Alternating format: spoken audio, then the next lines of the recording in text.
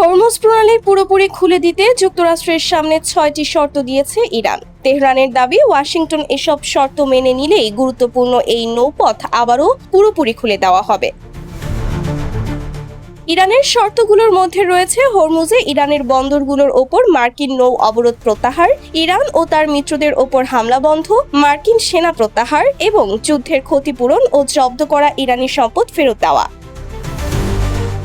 Hormuz প্রণালী ঘিরে যুক্তরাষ্ট্র ও ইরানের উত্তেজনার মধ্যেই নতুন করে আলোচনায় এসেছে তেহরানের 6 শর্ত।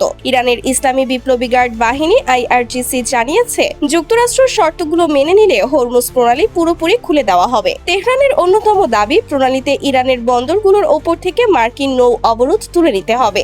একই সঙ্গে ইরান ও তার মিত্র দেশগুলোর ওপর হামলা বন্ধ করে মার্কিন সেনাদের ফিরিয়ে নিতে হবে। এছাড়া যুদ্ধের ক্ষতিপূরণ দেওয়ার পাশাপাশি যুক্তরাষ্ট্রের কাছে জব্দ থাকা ইরানের সম্পদও ফেরত দেওয়ার দাবি জানিয়েছে Tehran.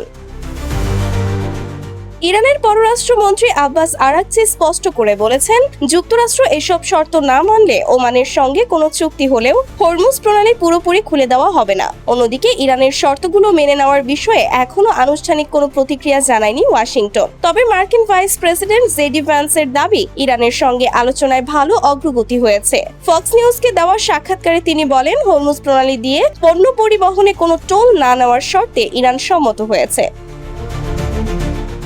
Sumaiya Snigdha, news desk, daily our Bangladesh.